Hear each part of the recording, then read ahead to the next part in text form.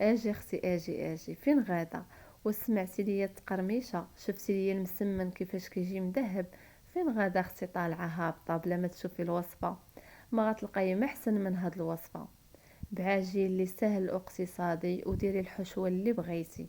كما كتشوفوا عجين اللي هو خطير، كيجي مسمن ديالنا مقرمش، وكيجي مذهب في اللون ديالو، كيجي غزال وما تشبعوش منه، ويحمر لكم وجهكم قدام العائله وقدام الضياف. السلام عليكم العائله، كنتمنى تكونوا بخير وعلى خير في احسن الاحوال يا ربي، واللي كيتمنى شي حاجه يا ربي تحققها ليه، واللي مريض يا ربي تشافيه.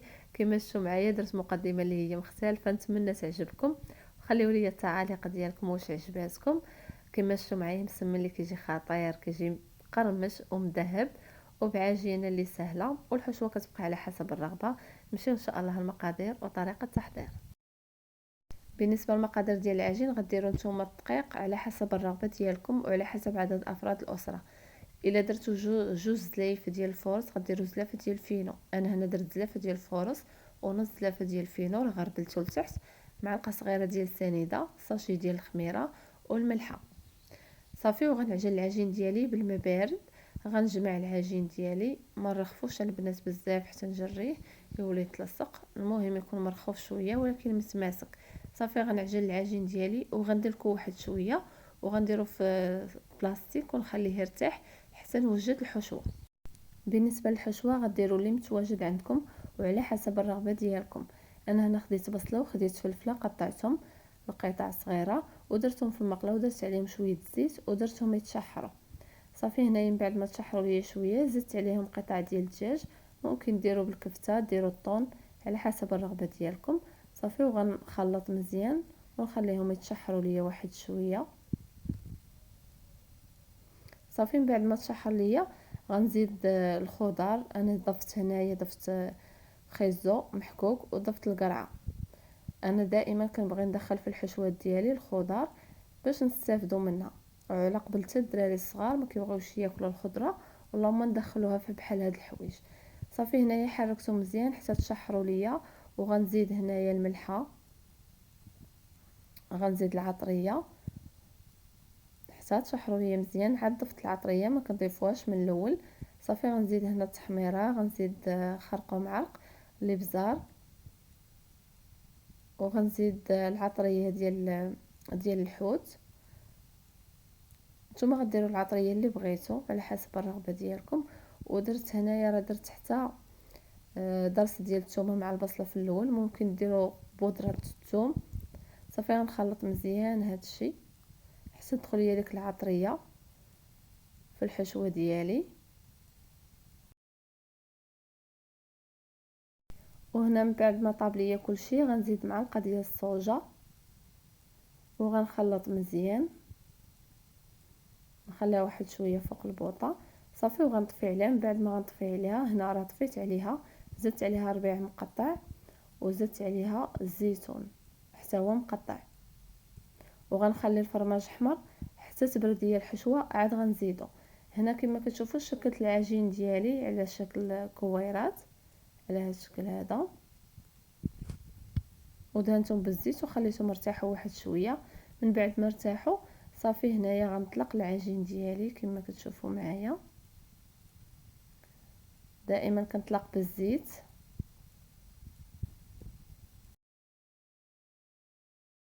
وهنا من بعد ما طلقت اول كره ضروري نرقوها مزيان. صافي، وغندهن بالزبده. الزبده نكونوا مخرجينها من الثلاجه باش كتكون مرخوفه، كتكون على شكل بوماد وكتجينا سهله باش كندهنوها بلا ما ندوبوها. غندهن بالزبده وغنطوي على شكل مربع كيف ما كنطويو الرغيف عادي، غير هي الكرات البنات ما تكبروهمش، ديروهم صغار باش يجيوكم مسيمنات ديالكم زوينين. صافي، هنايا كما كتشوفوا شكلت العجين ديالي على هذا الشكل، غنحطوه على جنب وغنكمل بنفس الطريقه حتى نكمل العجين ديالي كامل، ومن بعد عاد نرجع معكم.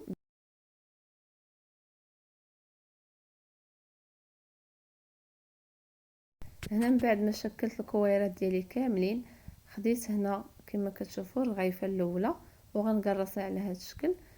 صافي، نقرصها شويه ما نرققهاش تاني بزاف، ونقرص الجوانب مزيان، وغندير الحشوه من الوسط وغنجمع الجوانب. هاد الطريقه راه معروفه وكلشي كيديرها. صافي غنجمع الجوانب على هذا الشكل كما كتشوفوا، وغنضغط عليها واحد شويه باش تقاد ليا، وغندير الزيتون الوسط. ممكن ديروا الزيتون الاخضر وممكن ديروا الزيتون الكحل.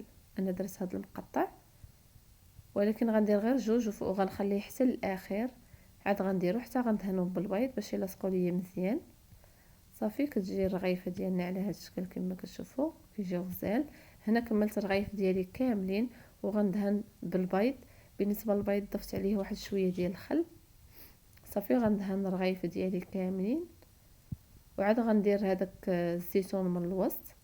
كما شفتوا هنا راه درت غير جوج والشي الاخر ما درتش ليه، حتى درت البيض باش يلصق ليا مزيان. غندهن اللاطه ديالي كامله وغندخلها للفران. غنشعل عليه من التحت حتى يتحمر من التحت، ونشعل عليه من الفوق غير يتحمر من الفوق. صافي غنخرجو. خليكم معايا تشوفوا الشكل النهائي.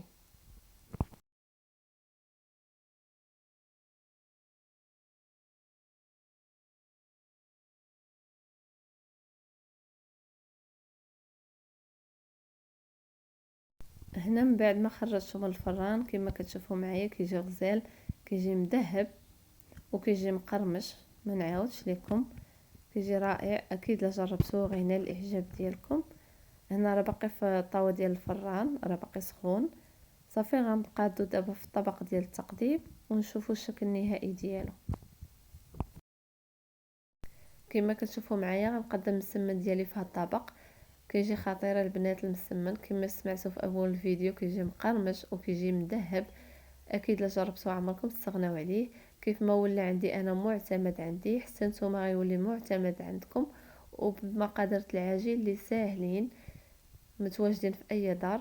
وبالنسبه للحشوه راه كديروا حشوه على حسب الرغبه ديالكم، ماشي ضروري ديروا نفس الحشوه اللي درت انا.